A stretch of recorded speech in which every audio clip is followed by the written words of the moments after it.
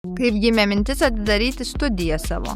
Iš tikrųjų, tai toks organinis buvo visai augimas tą studiją pasidaryti. O paskui aš neatsimenu jokio sprendimo, kad ten susėstume ir galvotume, bandysime atidaryti savo studiją. Aš tiesiog atsimenu, kad jau mes sklaidėm skelbimų puslapius ir ieškojom patalpų. Tai tikriausiai tarp mūsų įvyko kažkoks nebylus sprendimas ir susitarimas, kad gal rizikuojam ir pažiūrim, kas čia bus. Taip, ačiū, kaip priminėjai. Priminiau, kaip atsitiko. Papasakoju, kai buvo prieš tai buvo toks noras filmuoti tinklalaidės, ne? Tiesiog ne pačiam čia sėdėti, kaip mes čia sėdim ir dabar kažką šnekam, bet tiesiog kitiem daryti, kurti, gal kažkaip produsuoti tuos įrašus. Ir tada tiesiog mums prisireikė kažkokios tai erdvės. Aš tai dar gerai labai atsimenu tokį epizodą, kuomet prieš jau nemažai metų, kokius gal 5 arba 6 net, čia gyvendami dar Kaune, man pakliuvo darbelis įkurti elektroninę parduotuvę vienam vyrukui ir tenais reikėjo nufotkinti įvairių produktų ir mes nuomavome studiją Kaune, kad šitą padaryti ir aš tai prašiau pagalbos, tiesiog kad greičiau būtų ir mes kartu toj studijoje ten pusdienį padirbėjom ir kažkaip bedirbant toksai buvo kažkoks pašaukimas irgi, kad visai fainai čia kažką kartu daryti ir daryti tai, ką tu jau darei, o aš visai kitą veiklą nukrypus, tačiau vis tiek išėjus iš fotografinio to backgroundo buvo fainai vėl kažkaip prisiminti. Tai man asmeniškai tas labai įsiminė pusdienis, nes kažkaip maro tada mes gal ir paleidom kažkokią intenciją į visatą, žinai. Tai tavo atveju tikriausiai, kadangi dirbai šitoje srityje, organiškai dėliojasi tas planavimas, o man labiau buvo toksai, žinai, kažkokie hintai, kur truputį prisilieti ir atsimeni ir tada pagalvoji, kad būtų šaunu, žinai. Ir dar kai gyvenome Vilniuje, aš gerai atsimenu, kai tu nešiodavai sunkiai daug technikos po projektų ir darbų pirmyn atgal iš namų į namus, iš automobilio į lokacijas ir panašiai. Ir tikrai būdavai pavargęs ir dažnai pasakydavai, kaip man atsibodo viską nešioti ir norėčiau kažkur vienoje vietoje viską laikyti.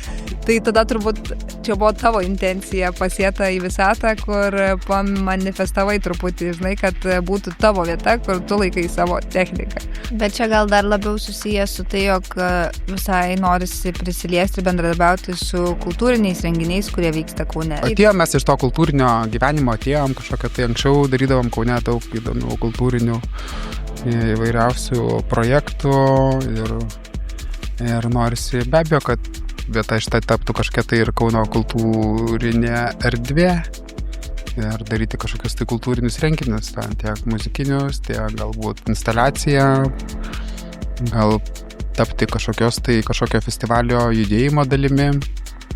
Mūsų studija iš tikrųjų visiškai labai yra patogi lokacija, bet jeigu net jinai būtų ir toliau, man atrodo, atėję žmonės čia kažkaip jie tikrai nori sugrįžti.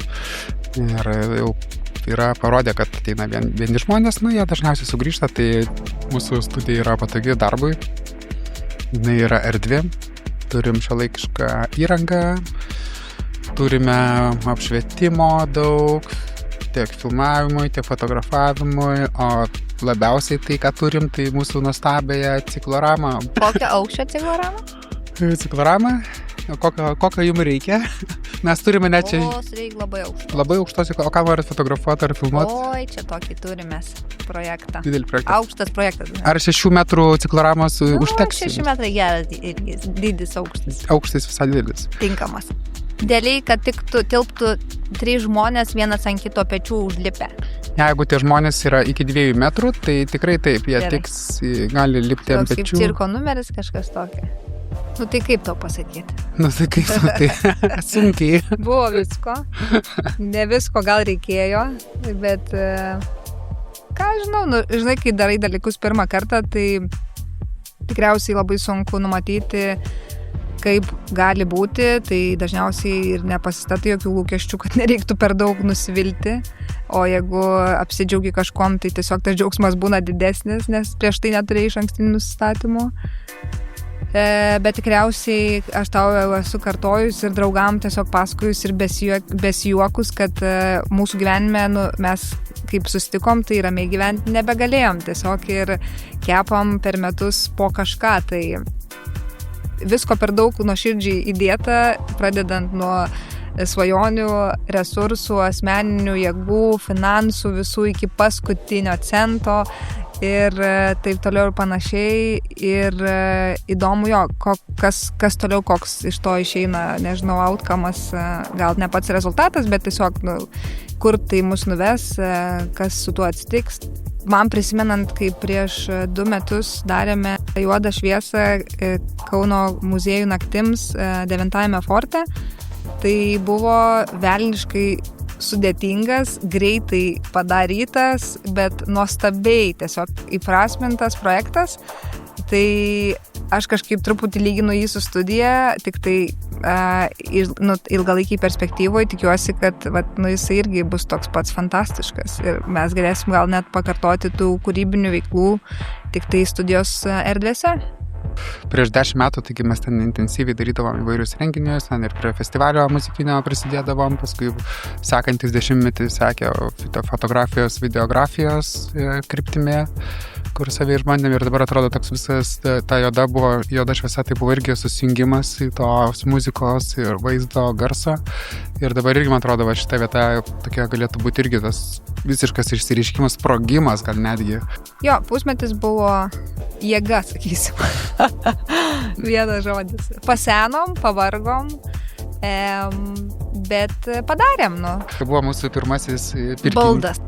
Tai mes, kadangi žmonės esam iš širdies ir prigimties pakankamai tvarus, nors šitas žodis ir apskritai kontekstas tvarumo jau tikrai tampa baisiai nuvalkėtas ir pernaudotas ar ne, bet tebūnie šita mada nėra bloga mada, tai mes irgi išliekam savo madingi ir renkamės daiktus iš antrų rankų dažniausiai, tačiau projektam mes mielai glaudžiam ir glausim tai, ko reikia klientui. Tai jeigu jis nori kažkokių savų rekvizitų ar naujų baldų, dar kažko, tai labai welcome, nes, ta prasme, mūsų konceptas turi, sakau, būti toks atviras ir lankstus kitų atžvilgių. Bet kas liečia, ką mum reikėjo, tai mes pasirinkom iš tokių vietų, kur jos yra aktualios ir gražios mums. Kadangi tų daiktų ir visko yra tikrai labai daug ir prigaminta ir nebūtinai panaudota, tai mes visai būtume linkę paieškoti tų daiktų nebūtinai pirkimui, bet tarkim nuomai arba mainams, ar ne, arba kažkokiam trumpalaikiui apsikeitimui vardant projekto, nes tai yra žymiai įdomiau ir tvariau ir visapusiškai paprasčiau negu apsikrauti tais daiktais. Tai dar kartą, ką čia daro toj studijos? Foto, video, laivas, podcastai, renginiai ir panašiai. Ir erdvės nuoma.